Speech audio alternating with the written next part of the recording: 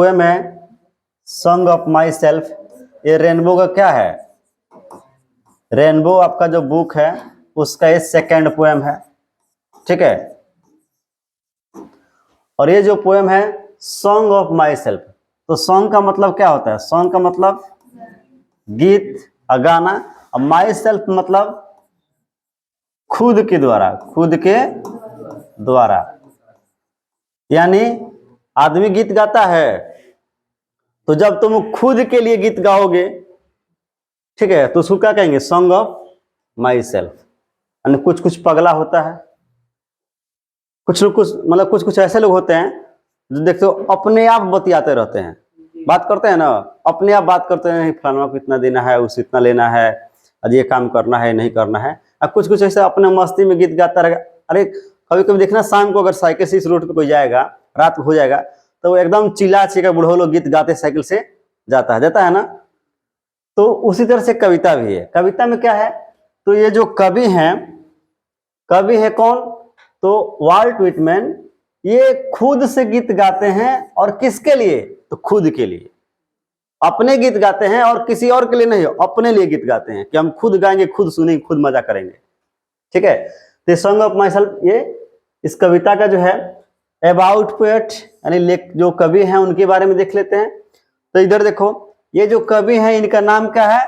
Volt Whitman. ये Walt Whitman ji हैं। कौन है? वाल्ट व्हिटमैन जी हैं। और इनका जो जन्म हुआ था 31 मई 1819 को। कहाँ पे? वेस्ट हिल। और ये वेस्ट हिल कहाँ है? न्यूयॉर्क, न्यूयॉर्क में, ठीक है, यूनाइटेड स्टेट अमेरिका। ये कहाँ पड़ता है? न्यूयॉर्क। न्यूयॉर्क एक सिटी है, ठीक है। और ये जैसे अमेरिका में, ठीक है, एक सिटी है न्यूयॉर्क, और वहां पे एक जगह है वेस्ट हिल्स, वहां पे इनका जन्म हुआ था 31 मई 1819 को, ठीक है। अब ये देखो मरे कब थे? तो मर गए थे 26 मार्च 1892 में। कहाँ पे? कैमडॉन में। कैमडॉन में ये कहाँ है? New Jersey. और फिर न्यू जर्सी क्या है? न्यू जर्सी भी एक सिटी है, एक शहर है। कहाँ का? यूनाइटेड स्टेट ऑफ अमेरिका का, ठीक है। अमेरिका का एक शहर है न्यू जर्सी, काफी फेमस है। अगर तुम लोग मूवी वो देखते हो तो एक न्यू जर्सी करके मूवी भी है, ठीक है, बहुत अच्छी मूवी है, ठीक है। तो यहाँ पे इनकी मृत्यु हो गई थी। अब इन्होंने कुछ किताबें लिखी, कुछ बुक्स लिखा, जिसमें leaves of grass, leaves of grass बहुत ही फेमस इनकी पुस्तक है। क्या है? इनकी बहुत ही फेमस पुस्तक है लीव्स ऑफ ग्रास, ठीक है।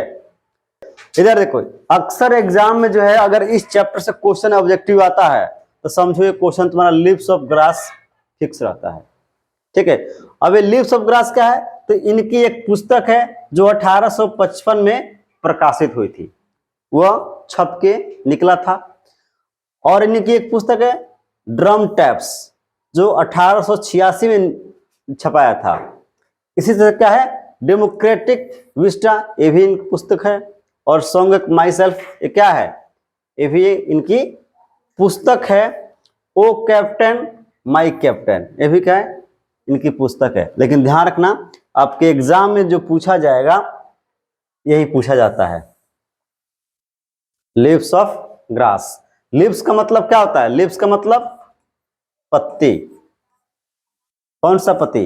वो हस्बैंड वाला नहीं, पेड़ का जो पत्ती होता है उसका मतलब लीव्स ऑफ ग्रास। ग्रास का मतलब, ग्रास का मतलब घास होता है।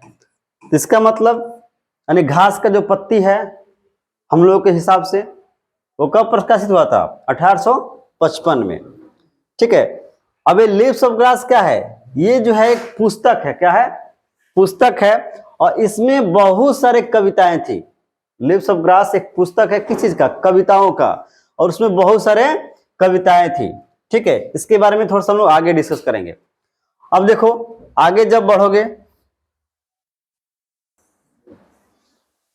करा कि ही वॉज एन अमेरिकन। ये जो है वाल्ट व्हिटमैन, ये कहाँ के रहने वाले हैं? अमेरिका के रहने वाले। फैन बंद कर दो, फैन बंद कर दो उधर, ठीक है। अमेरिका के रहने वाले हैं।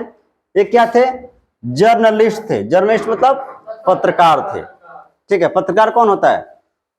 जो समाचार जो है क्या करता है, समाचार में काम करता है, न्यूज का रिकॉर्डिंग करता है, छापता है। ठीक है, तो एक पत्रकार थे, जर्नलिस्ट थे।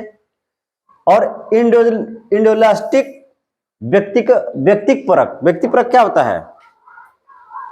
इंडोलास्टिक फिगर ऑफ अमेरिका, यानी समझो कि ऐसे व्यक्ति थे कि अमेरिका को रिप्रेजेंट करते थे, यानी एक बहुत जाने माने व्यक्ति थे। ठीक है, क्या थे? अमेरिका के एक बहुत जाने माने व्यक्ति थे।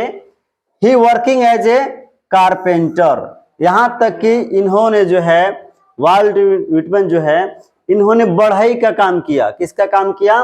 बढ़ई का। बिफोर हिज 20th बर्थडे, जब 20 साल का इनका यानी 20 वर्ष के जब ये हो गए, जब अपना 20वां जन्मदिन मना रहे थे, तब उसके पहले ही इन्होंने क्या किया था? बढ़ई का काम किया था, 20 साल के पहले। समझ में आ रहा है ना? ही वर्क एज ए प्रिंटर, बाद में क्या हुआ? उन्होंने प्रकाशक का रूप में काम किया। प्रकाशक क्या होता है? प्रकाशक जानते हो? प्रकाशक का मतलब होता है कि जब तुम क्या करो, कोई पुस्तक छापो, ठीक है, तो उसको बोलते हैं प्रिंटर यानी प्रकाशक। ये शिक्षक भी थे, टीचर थे, एडिटर थे। एडिटर मतलब संपादक। ठीक है, संपादक भी थे। ठीक है, and voluntary nurse during civil war, और अमेरिका में जब गृह युद्ध चल रहा था, सिविल वार चल रहा था, तो उसके दौरान इन्होंने क्या किया था? वॉलंटरी नर्स का काम किया था। नर्स मतलब जैसे हम लोग यहाँ जो पुरुष रहता है हॉस्पिटल में, उसको क्या बोलते हैं? कंपाउंडर, तो उसको नर्स भी कह सकते हैं। ठीक है, तो इन्होंने नर्स का काम किया था, यानी बहुत सारा काम किया था। ध्यान रखना, ये एग्जाम में पूछता है। ठीक है, तो यहाँ पे प्रिंटर पूछ देता है, एडिटर पूछ देता है, ठीक है, नर्स भी पूछ देता है। और तुमको मालूम हो जाए कि 20 साल के पहले, यानी जब विश्व अपना जन्मदिन मना रहे थे, उसके पहले क्या थे? बढ़ई थे। और यहाँ तक कि ये तो कवि है ही, इसके साथ साथ ये पत्रकार भी थे। तो इतना पॉइंट समझो कि ये जो पॉइंट है बहुत महत्वपूर्ण है। ऑब्जेक्टिव यहां से आना फिक्स है। ठीक है, अब आगे बढ़ते देखो, कह रहा है कि all poetry which is collected in leaves of grass is known for its free rhythm and rhyme. ये लाइन बहुत महत्वपूर्ण है। क्या कर रहा है? कह रहा है कि लीव्स ऑफ ग्रास जो पुस्तक है, लीव्स ऑफ ग्रास जो पुस्तक है, इस पुस्तक में जितने भी कविताएं थी, जितने भी कविताएं इसमें सम्मिलित किया गया था, नहीं लिखा गया था इस पुस्तक में, ये सारी कविताएं क्या थी? फ्री रिदम एंड राइम, यानी इस कविता में ना तो कोई रिदम था और ना राइम था। अब ये रिदम और राइम क्या होता है? ठीक है, रिदम और राइम क्या होता है? ठीक है, तो रिदम का मतलब कि एक धुन होता है, जैसे गीत होता है ना, तो एक निश्चित धुन होता है कि इस धुन पे उसको गाना है, होता है ना, जैसे ऊर्जा काले कावा। ठीक है, तो इसकी धुन है। लेकिन राइम क्या होता है? राइम का मतलब होता है कि जब लास्ट होगा, कोई पंक्ति लास्ट होगा, तो उसका जो पंक्ति लास्ट होता है, उसका पंक्ति का एकदम मैच करता है। जैसे सीता बाजार जा रही थी, राधा खा रही थी, तो जा रही थी, खा रही थी, रहती आ रहा है ना, ये तुम्हारा क्या है? ये राइम है। ठीक है, ये राइम है। तो इन लिप्स ऑफ ग्रास में जितने भी कविताएं लिखा गया था, उस कविताओं में ना तो रिदम था, ना तो कोई धुन था जिसे गाया जा सके, और ना ही कोई राइम था जो मैच करता हो। ये भी ध्यान रखना, ये बहुत फेमस क्वेश्चन है ये। ठीक है, फिर कह रहा कि Whitman first published Leaves of Grass at this own expense in 1855। अब क्या हुआ? लिव्स ऑफ ग्रास इनकी जो पुस्तक थी, उसको क्या किया? उसको जो है, ये जो वाल्ट व्हिटमैन है, उन्होंने अपने एक्सपेंस से, अपने जो है एक्सपेंस से, अपनी खर्च से प्रकाशित किया था। होता क्या है कि जब तुम मान लो कोई अपना बुक अगर लिख दोगे, तो किसी प्रकाशक के पास जाओगे और कहोगे कि मेरा ये फलाना बुक है, इसको प्रकाशित करना है, तो कहेगा ठीक है, आपका बुक हम प्रकाशित कर देंगे, लेकिन हमको 70% यानी जितना बिकाएगा उसका 70% हिसाब ले लेंगे। तो आपको अच्छा लगेगा? कहेंगे आप ठीक है सर, प्रकाशित कर दीजिए, 70% आप ले लीजिएगा, 30% हमको मिल जाएगा। या हो सकता है कि वो मान जाए कि चलिए जितना भी प्रॉफिट होगा उसमें हम 50-50 क्या करेंगे, बांट लेंगे। जितना भी मतलब सेल होगा उसमें 50-50 हम लोग बांट लेंगे। जैसे मान लो 1000 रुपये का अगर किताब बिका तो 500 रुपया आपका और 500 रुपया मेरा। लेकिन वैसा नहीं हुआ था। ये जो वाल्ट व्हिटमैन थे उन्होंने लीव्स ऑफ ग्रास जो पुस्तक था उसको किसी जो है प्रकाशक से प्रकाशित नहीं करवाया था, खुद पैसा खर्च किए थे और उसको छपवा कर बेचे थे। ठीक है, इतना समझ में आ रहा है अबाउट पोएट के बारे में। तो आगे बढ़ा जाए। चलो अब इंट्रोडक्शन देख लेते हैं। इंट्रोडक्शन मतलब परिचय, कविता का परिचय। कवि का परिचय हो चुका है। ठीक है, अब कविता के परिचय में क्या है, कह रहा कि song of my self is the most famous poem. क्या है, बहुत ही प्रसिद्ध कविता है ऑफ द 12 पोएम। यानी देखो अब है क्या, जो लीव्स ऑफ ग्रास जो पुस्तक है ना जी, जो आपका लीव्स ऑफ ग्रास, ये जो तुम्हारा पुस्तक है इसमें 12 कविताएं थी। कितना था, 12 कविताएं लिखा गया था। तो वही कह रहा है कि song of my self is the most famous poem of the 12 poem. यानी जो 12 कविताएं जो लीव्स ऑफ ग्रास में लिखी गई थी इस किताब में 12 कविताओं में से सबसे जो फेमस था वो कौन सा था, सॉन्ग ऑफ माई सेल्फ। सबसे प्रसिद्ध था ये, जाना माना। और कह रहा है कि originally published in leaves of grass. और ये 12 जो कविताएं थी ये किसमें प्रकाशित हुई थी, लीव्स ऑफ ग्रास में। ठीक है, the collection for which the poet is widely known.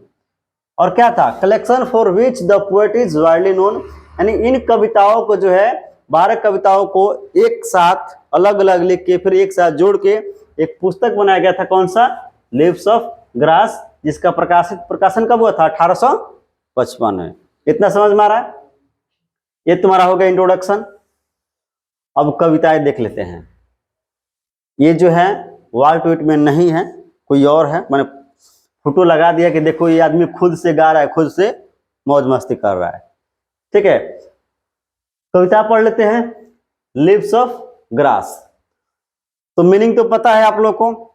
ये क्या कह रहा है, ये कह रहा है देखो, I celebrate my self. Celebrate मतलब खुशी मनाना, आनंद मनाना। कह रहा है कि देखो जो मैं हूं खुद से आनंद मना लेता हूं। मैं खुद से क्या करता हूं, आनंद मना लेता हूं, खुद से खुश हो जाता हूं, खुद से खुशी मना लेता हूं। एंड सिंग माई सेल्फ, और मैं क्या करता हूं, इस खुशी मनाने के लिए, आनंद मनाने के लिए मैं खुद से गीत गाता हूं। और किसके लिए, खुद के लिए। ठीक है, and what I assume, assume मतलब मान लेना, सोचना। और कहते हैं कि एंड व्हाट आई अज्यूम, और मैं जो कुछ भी सोचता हूं, मैं जो कुछ भी सोचता हूं, ये मैं नहीं, कौन कह रहा है, कवि कह रहे हैं कि मैं जो कुछ भी सोचता हूं, यू शैल अज्यूम, वही चीज तुम भी सोचते हो, वही चीज तुम भी सोचते हो। अगर मैं खुद से गीत गाकर खुद खुश हो जाता हूं, इसका मतलब तुम भी कभी ना कभी खुद से क्या करते हो, गीत गाते हो और खुद खुश होते हो। क्या बहुत बढ़िया आज गीत गाए हैं हम, नहीं। ठीक है, for every atom belonging to me, यानी मेरे शरीर से एक एक जो एटम है, एटम मतलब कण, तुम लोग एटम यानी ये पढ़े होगे। ठीक है, कण होता है, अणु परमाणु होता है। ठीक है, तो कह रहे कि मेरे शरीर का एक एक जो कण है, जो टुकड़ा है, वो क्या है, as good belonging to you, यानी जिस तरह से मेरा शरीर एक एक कण से मिलकर बना है, उसी तरह से तुम्हारा भी शरीर क्या हुआ है, एक एक कण से मिलकर बना हुआ है। इसका मतलब कि मैं जो सोच रहा हूं वही तुम भी सोच रहे हो। मेरा शरीर जिस तरह से छोटे छोटे कण से मिलकर बना हुआ है, उसी तरह से तुम्हारा भी शरीर क्या हुआ है, छोटे छोटे कण से मिलकर बना हुआ है। तो इसका मतलब ये हुआ कि अगर मैं खुद से गीत गाकर खुद खुश हो जाता हूं, तो तुम भी खुद से गीत गाकर खुद खुश हो जाते हो। ठीक है, ये बात है कि इनका, ये कवि कह रहे हैं। फिर कह रहे हैं कि I loaf and invite my soul, मैं क्या करता हूं, आई लोफ करता हूं, आवारागर्दी, मतलब मैं क्या करता हूं, मैं खूब घूमता हूं, मैं खूब घूमता हूं। एंड इनवाइट, इनवाइट मतलब आमंत्रित करता हूं, किसको, सोल को, सोल का मतलब आत्मा। मैं अपने आत्मा को, अपने जो हृदय मेरा है, जो मेरा दिल है, मैं उसको क्या करता हूं, इनवाइट करता हूं, बुलाता हूं कि देखो आ जाओ, मैं कहां जा रहा हूं, मैं भ्रमण करने जा रहा हूं, घूमने जा रहा हूं, विचरण करने जा रहा हूं। अब तुम आराम से क्या करो, एकदम मेरे शरीर में से बाहर आओ और देखो एक चीज, एक एक चीज की मैं क्या क्या देख रहा हूं, ठीक ना। And lean and loaf at my each observing, और कहते हैं कि जब ये लोफ करने जाते हैं, भ्रमण करने जाते हैं, घूमने जाते हैं, तो क्या करते हैं, एक एक चीज को ऑब्जर्व करते हैं। ऑब्जर्व मतलब क्या होता है, देखते हैं। सिर्फ देखना नहीं होता है, ऑब्जर्व का मतलब ध्यान से देखना होता है। जैसे हम क्या करें, तुम लोग को ऑब्जर्व करें कि तुम लोग पढ़ रहे हो, कि सो रहे हो, संजय जैसा नहीं कि बैठे हो, कि क्या कर रहे हो, तो इसको क्या बोलेंगे, इसके बोलेंगे ऑब्जर्विंग। तो ये जो कवि हैं, ये क्या करते हैं, ये घूमने तो जाते हैं, भ्रमण करने जाते हैं, लेकिन उसके साथ साथ ऑब्जर्व करते हैं कि हमें क्या देखना है, अगर देखते तो कैसा लग रहा है, ठीक है। ये सारी चीजों को इन्होंने ध्यान देते हैं। फिर करें कि ए स्पेयर ऑफ समर ग्रास, और यहां तक कि जब ये घूमने जाते हैं, ठीक है, जब ये घूमने जाते हैं, तो जब किसी मैदान में बैठते हैं, फील्ड में बैठते हैं, तो जो ग्रास होता है, जो घास होता है, उसका स्पेयर, उसका स्पेयर जो है, नुकीला जो पार्ट होता है, जो चुभन होता है, उसको ही महसूस करते हैं कि देखो मैं घास पे बैठा हूं। तो इस घास का जो नुकीला पार्ट है, जो मतलब कि होता है ना, कि मान लो तुम्हारा, मान लो एक घास का पत्ती है, अब ये जो तुम्हारा नुकीला पार्ट है तो पैर में चुभेगा ही, या कहीं भी बैठे हो तो सर में चुभेगा ही। तो वही कह रहे हैं कि जब मैं घूमने जाता हूं, किसी घास पर बैठता हूं मैदान में, तो उस घास का जो नुकीला पार्ट है वो क्या होता है, उसका चुभन ही मैं महसूस करता हूं। इतनी मतलब क्या करते हैं, इतनी ऑब्जर्व करते हैं ये, ठीक है। आगे देखो, आगे क्या कह रहे हैं,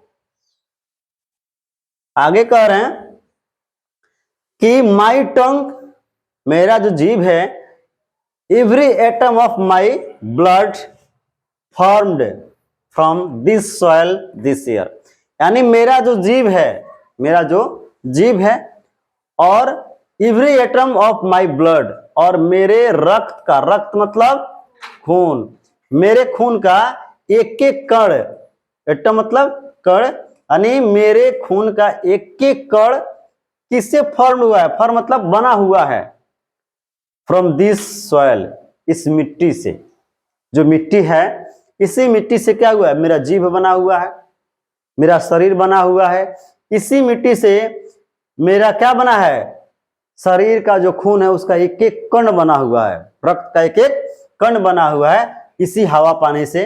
जैसे लोग कहते हैं ना कि शरीर किस चीज से बना है, 5 तत्व से, हवा, मिट्टी, पानी, आकाश, अग्नि, ठीक है। तो इन्हीं चीजों से क्या हुआ है, इनका शरीर बना हुआ है। ये बता रहे किसके बारे में, कि देखो मेरा जो शरीर है, मेरे शरीर का जो रक्त है, मेरा जो जीभ है, ये सभी चीजें किससे बना हुआ है, तो ये सभी चीजें जो है मिट्टी से बना हुआ है, सॉइल से, और हवा से बना हुआ है, ठीक है। आगे कहते हैं बॉर्न हियर फ्रॉम पेरेंट्स, और मेरे जो माता पिता जन्म लिए हैं, वे भी कैसे जन्म लिए हैं, इसी मिट्टी से, हवा से उनका भी शरीर जो है बना था, और वो भी यहीं पर, इसी जगह पर, इसी पृथ्वी पर जन्म लिए हैं।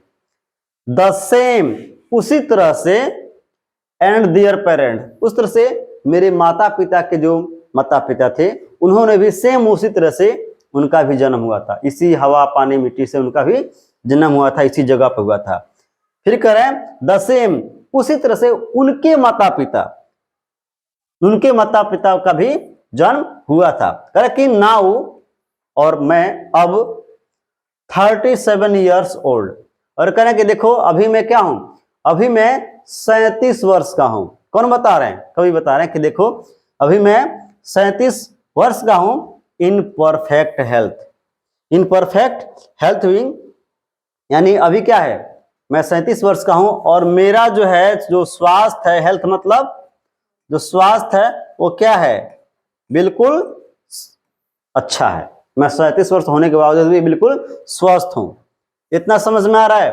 पहला जो पैराग्राफ था उसमें उन्होंने बताया कि देखो मैं खुद से गीत गाता हूं और खुद सुनता हूं, खुद खुश हो जाता हूं, खूब आनंद मनाता हूं। और कहते हैं कि चूंकि जो कुछ मैं सोचता हूं वही चीज तुम सोचते हो। ठीक है, जिस तरह से मेरे शरीर का एक एक अणु परमाणु से मेरा शरीर बना हुआ है, उसी तरह से एक एक अणु परमाणु से तुम्हारा भी शरीर बना हुआ है। इसका मतलब कि अगर मैं खुद से सोचता हूं, मैं खुद से गीत गाकर खुश हो जाता हूं, उसका मतलब यह है कि तुम भी खुद से गीत गाते होगे और तुम भी क्या हो जाते हो, खुश हो जाते होगे। अगला जो स्टेंजा है इसमें खुद बताए हैं कि मैं भ्रमण करने जाता हूं, मैं घूमने जाता हूं, तो मैं एक एक चीज को देखने का प्रयास करता हूं कि कौन चीज कैसा है, किस तरह से दिख रहा है। ठीक है, यहां तक कि मैं अगर घास पर बैठता हूं तो अगर उसका हल्का सा चुभन भी होता है तो मैं उसको क्या कर सकता हूं, महसूस कर सकता हूं कि मेरे पैर में, मेरे शरीर में घास का चुभन हो रहा है। क्योंकि कहते हैं कि क्योंकि ये जो मिट्टी है, इसी मिट्टी से मेरा शरीर बना हुआ है, मेरा जीव बना है, मेरा क्या है, शरीर का रक्त का एक एक कण बना हुआ है। ठीक है, और फिर कहते हैं कि जिस तरह से मेरा शरीर बना हुआ है उसी तरह से मेरे माता पिता का शरीर बना हुआ है, उसी तरह से उनके माता पिता का, और सेम उसी तरह से उनके माता पिता का, यानी दादा परदादा तक ये बता दिए हैं कि इसी तरह से उनका जन्म हुआ था। और ये भी कहते हैं कि देखो अभी मैं 37 वर्ष का हूं और मेरा जो हेल्थ है ये बिल्कुल क्या है, बिल्कुल परफेक्ट है, बिल्कुल स्वस्थ है, अभी तक कोई दिक्कत नहीं है। यहां तक समझ में आ रहा है? अरे समझ में? चलो हल्का सा आगे बढ़ते हैं अगला स्टेंजा पे। अगला स्टेंजा है,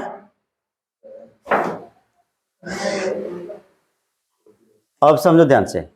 फिर कह रहे हैं कि hoping to cease not till death, और कह रहे हैं कि देखो अभी तक मेरा जो 37 वर्ष होने के बाद भी अभी मेरा जो स्वास्थ्य है वो क्या है, स्वास्थ्य क्या है, बिल्कुल अच्छा है।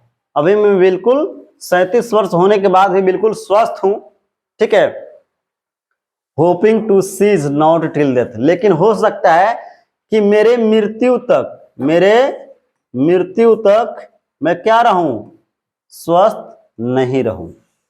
हो सकता है कि मैं मृत्यु तक स्वस्थ न रहूं, बीमार हो जाऊं। ठीक है, लेकिन अभी तक क्या हूं, अभी तक स्वस्थ हूं। क्रीड्स एंड स्कूल्स, स्कूल्स क्या होता है, ये आपका जो है कभी कभी इसका मीनिंग पूछ देता है। स्कूल्स का कभी कभी मीनिंग पूछ देता है, ध्यान रखना, ये स्कूल नहीं है, स्कूल्स है, इसमें एल लगा हुआ है, एस लगा हुआ है। तो स्कूल्स का मतलब होता है, इधर देखो, इसका मतलब होता है सिस्टम ऑफ थॉट, यानी तुम क्या सोचते हो, उस सोचने की प्रणाली को क्या कहते हैं, स्कूल्स। सोचने की प्रणाली क्या कहता है, स्कूल। सिस्टम ऑफ थॉट, यानी तुम किस तरह से विचार करते हो किसी चीज के बारे में, किस तरह से सोचते हो, उसको कहा जाता है स्कूल्स। और एक क्रीड्स क्या होता है, क्रीड्स का मतलब होता है पंथ कहो या धर्म कहो, पंथ कहो या धर्म कहो। ये जो कवि है ये कहते हैं कि hoping to cease not till death, चूंकि मैं अभी तक स्वस्थ हूं 37 वर्ष होने के बावजूद भी, लेकिन मैं जहां तक सोच रहा हूं कि 37 वर्ष के बाद मैं बुढ़ापे तक स्वस्थ नहीं रह पाऊंगा, यानी मृत्यु तक स्वस्थ नहीं रह पाऊंगा। ठीक ना, क्रीड्स एंड स्कूल्स इन अभियान्स, चूंकि मैं जो है इस धर्म जो है, इस पंथ है और जो सोचने का तरीका है उससे क्या करना चाहता हूं, उसे चाहता हूं कि कुछ समय के तुम क्या करो, इन मान्यताओं को नहीं मानो, इस पे तुम बात मत करो, किसी धर्म पे बात मत करो, किसी सोच विचार पे बात मत करो, कुछ समय के लिए क्या रहो, एकदम चुपचाप शांत रहो। Retiring back a while sufficed at what they are, लेकिन क्या हो सकता है, ऐसा नहीं हो सकता है। ठीक है, ऐसा नहीं हो सकता है, थोड़ी देर से उसे तुम क्या कर सकते हो, भूल सकते हो, बट नेवर फॉरगेट, लेकिन ऐसा नहीं हो सकता है कि तुम हमेशा के लिए उसको तुम भूल जाओ। अगर मैं कहूं कि तुमको क्या करना है, किसी भी धर्म के बारे में बात नहीं करना है, तो क्या करोगे? हो सकता है कि यहाँ पे मान जाओ, ठीक है सर नहीं बताएंगे, एक दो दिन के बाद पता नहीं कोई छिड़ गया बहस धर्म के बारे में कि फलाना धर्म बहुत अच्छा है, ये बहुत बेकार है, तो तुम भी खुद पढ़ो है कैसे बोल दिए, हमारा धर्म कैसे खराब हो जाएगा, ठीक है ना। तो वही कह रहा है कि कुछ समय के लिए तो तुमको कहा जाए कि ये जो पंथ है, धर्म है, और ये जो बोलने का तरीका है, सोचने का तरीका है, उस पर तुम विचार विचार मत करो, एकदम शांत रहो, तो हो सकता है कि तुम मान जाओगे। क्या करोगे? तुम मान जाओगे। Returning back a wild sufficed at what they are, ठीक है ना। और उसे तुम भूलने का प्रयास भी करोगे, उसे तुम भूलने का प्रयास भी करोगे कि अब मैं कभी भी क्या करूंगा, किसी भी धर्म पंथ के बारे में बात नहीं करूंगा। बट नेवर फॉरगेटन, लेकिन तुम हमेशा के लिए उसको भूल नहीं सकते हो, उसको भूल नहीं सकते हो। आई हार्बर फॉर गुड और बैड, और कहते हैं कि देखो इसीलिए मैं क्या करता हूं, मैं खुद से जो अच्छी चीजें हैं और जो खराब चीजें हैं उस पर मैं बोलने का इच्छा रखता हूं। कौन कहते हैं? कभी कहते हैं। मैं प्रयास भी करता हूं कि कुछ समय के लिए किसी धर्म के बारे में बात ना करूं, किसी विचार को न सोचूं, किसी चीज के बारे में न सोचूं, ठीक है, और थोड़ी देर के लिए उसे भूलने का प्रयास करता हूं, ठीक ना। लेकिन ये हमेशा के लिए नहीं होता है, उसे भूल नहीं पाता हूं। और फिर क्या होता है, जो अच्छा चीज होता है, जो अच्छा चीज होता है उसके बारे में, और जो खराब चीज होता है उसके बारे में, दोनों के बारे में मैं बात बोलने का क्या करता हूं, प्रयास करता हूं, ठीक ना। फिर करें I permit to speak at every hazard, और जितने भी खतरे होते हैं, हजार्ड मतलब खतरा, जितने भी हजार होते हैं, खतरे होते हैं, घटनाएं होते हैं, उन सभी घटनाओं पे मैं क्या करता हूं, आई परमिट, मैं अनुमति लेता हूं अपने खुद से। क्योंकि मैं क्या किया था, इसके पहले शपथ लिया था कि मैं किसी भी चीज के बारे में बोलने का प्रयास नहीं करूंगा। लेकिन कहते हैं कि जब कोई ऐसा घटना होता है, कोई खतरा होता है, तो फिर उस पे मैं क्या करता हूं, उस पे मैं स्पीक करने का, बोलने का अनुमति मांगता हूं, अनुमति लेता हूं, ठीक है। कैसे? तो nature without check with original energy, यानी जो चीज वास्तविक है, जैसा है वैसा ही मुझे बोलना है। ऐसा नहीं कि कुछ में उसमें क्या करे, कुछ बढ़ा चढ़ा के किसी बात को तोड़ मरोड़ के मैं उसे बोलूं, ऐसा मुझसे नहीं होता है, ठीक है। ये है किसका कथन है? ये जो है कवि कह रहे हैं। क्या कह रहे हैं कवि? एक बार इसको और समझ लो। कह रहे हैं कि मैं 37 वर्ष का हूं, अभी मेरा जो स्वास्थ्य है, हिंदी में 35 तो कोई नहीं है, 37 लिखे, इसको 37 कर दो, ठीक है। करें कि अभी मैं 37 वर्ष का था, मेरा स्वास्थ्य अभी सही है, लेकिन हो सकता है कि मृत्यु तक मेरा स्वास्थ्य अच्छा न रहे, ठीक है। और ये जो धर्म है, ये जो सोचने का तरीका है, उस पर मैं क्या कर सकता हूं, इस पे मैं विचार नहीं करने वाला हूं, इसे मैं दूर जाने चाहता हूं, ठीक ना। लेकिन हो सकता है कि कुछ समय के लिए इसे मैं कंट्रोल कर लूं, ठीक ना, लेकिन ये हमेशा के लिए नहीं होगा, इसे मैं भूल नहीं पाऊंगा, ठीक है। ये कभी ना कभी इस पे बात करना पड़ेगा, ठीक है। और फिर करें कि जब ऐसा होता है तो किसी अच्छी बात पर या बुरी बात पर मुझे बोलने की जरूरत पड़ जाती है, ठीक है। I permit to speak at every hazard, और जब भी कोई घटनाएं होती हैं तो उस घटनाओं पे मैं खुद से बोलने के लिए खुद से परमिशन लेना चाहता हूं कि मैं उस पर बोलूं कि ना बोलूं, ठीक है। और कैसे? Nature without check with original energy, और जो चीज हैं जैसी हैं, ठीक है, उसको बिना किसी वास्तविक ऊर्जा के साथ, बिना किसी जांच के साथ मैं वैसा ही बोलने का प्रयास करता हूं, ठीक है। तो ये आपका मीनिंग है। यहाँ पे समरी का मतलब गदांश नहीं होता है, समरी का मतलब ज्यादा मोटा चला है नहीं, समरी का मतलब सारांश होता है, हला नहीं। समरी का मतलब सारांश, इसका मतलब है कि अगर तुमको इतना बढ़कर कहानी पढ़ाई जाए, ठीक है, और दूसरा तरीका होता है कोई चीज को इतने में उसको समझा दिया जाए, तो उतना बड़ा हम लोग कविता पढ़े और इसको पूरा चीज को जितना हम लोग पढ़े उसको इतना ही में समझ लेंगे, तो उसको बोलेंगे समरी। अब इसमें है क्या, ठीक है, तो ये समरी है। समरी में क्या कह रहा है, चूंकि ध्यान से पढ़ना, इसको 5 नंबर आपके एग्जाम में पूछता है। ठीक है, अब देखो कह रहा है कि द पोएम, कौन सा poem, song of my self. Song of my self जो पोएम है is composed by Walt Whitman. यह कविता जो है song of my self Walt Whitman के द्वारा लिखा गया है, कंपोज किया गया मतलब लिखा गया है। ही वॉज बॉर्न इन 1819, 1819 में इनका जन्म हुआ है। हाँ, जन्म हुआ है। Walt Whitman was the most individualistic, व्यक्तिवादी हैं। क्या है, कैसे कवि हैं, व्यक्तिवादी कवि हैं, literary figure of the America. ठीक है, यानी अमेरिका में समझो कि बहुत जाने माने क्या है, व्यक्तिवादी कवि हैं अमेरिका के। ठीक है, ये तो हो गया तुम्हारे अबाउट पोएट, कवि के बारे में। ठीक है, अब कविता के बारे में क्या कह रहा है, कह रहा है कि he tells about himself in the poem. इस कविता में, कौन सी कविता, सॉन्ग ऑफ माई सेल्फ कविता में जो कवि हैं he tells about himself in the poem, अपने बारे में उस कविता में बता रहे हैं। ठीक है, सॉन्ग ऑफ माई सेल्फ कविता में कवि जो है अपने बारे में बता रहे हैं। द पोएट इंजॉय, और कह रहे हैं कि देखो जो कवि हैं इंजॉय हिमसेल्फ, वो खुद से क्या करते हैं, आनंद मनाते हैं, खुद से खुशी मनाते हैं, उत्सव मनाते हैं, पार्टी करते हैं।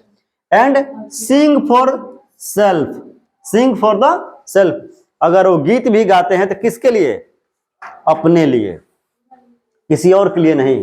But poet is not different, और कहते हैं कि देखो अगर मैं खुद से गीत गाता हूं, ठीक है, अपने लिए गीत गाता हूं, ठीक है, इसका मतलब ये नहीं कि जो कवि हैं वह डिफरेंट है, बाकी लोगों से अलग है, ऐसा नहीं है। ठीक है ना। He tells himself that every atom of his blood belongings to his soil, और कहते हैं कि मेरे शरीर का एक एक जो कण है वह इस मिट्टी से बना हुआ है।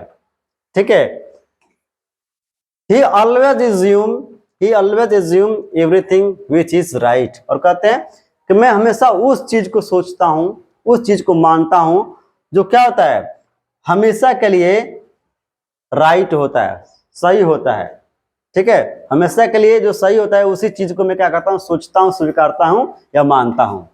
he also say that, वह यह भी कहते हैं, every atom of blood is the same in all human beings, और कहते हैं कि देखो जिस तरह से मेरे शरीर में खून का एक एक कण है, उसी तरह से तुम्हारे शरीर में रक्त का भी वही कण है जो मेरे शरीर में है।